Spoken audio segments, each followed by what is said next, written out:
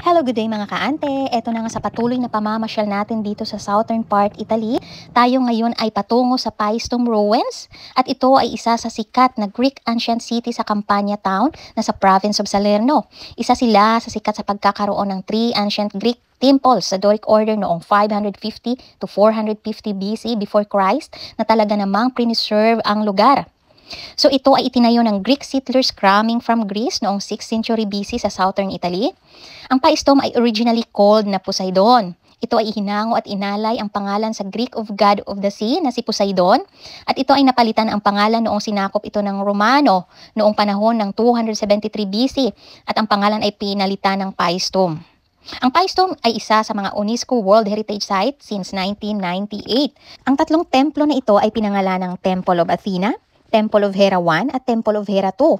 At ang Temple of Hera II ay ang pinaka-preserve sa kanilang tatlo at huling ipinatayo noong 460 BC.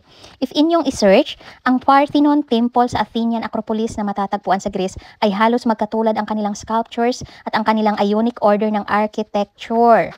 So bakit nga ba unti-unting inabandona ang lugar ng Paestum noong unang panahon? Sa kadahilanan na sila ay tinamaan ng sakit ng malaria.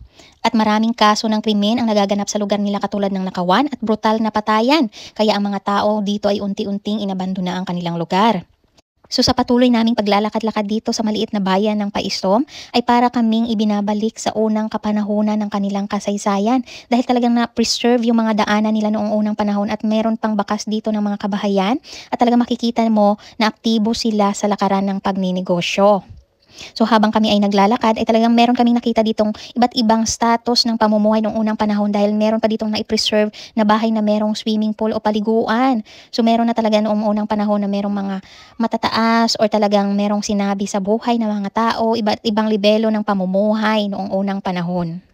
So ang pwede pang mapuntahan dito sa Paestum ay ang kanilang museum. Dito ay makikita ang iba't ibang artifacts na talaga namang preserve at matutunan mo dito ang kanilang buhay at kultura noong sinaunang kapanahunan. Meron din dito malalapit na restaurants, na kainan at mga souvenir shops. Aside sa Paestum, ang pwedeng mapuntahan din dito sa southern Italy ay ang malalapit na lugar tulad ng kanilang magagandang karagatan.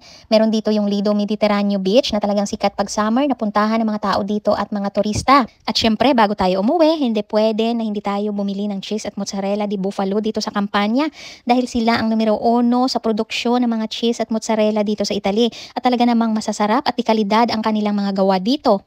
So hanggang dito na lang tayo guys. Sa ating patuloy na pamamasyal, please like my page, comment, like, and share. Thank you so much for watching. Bye!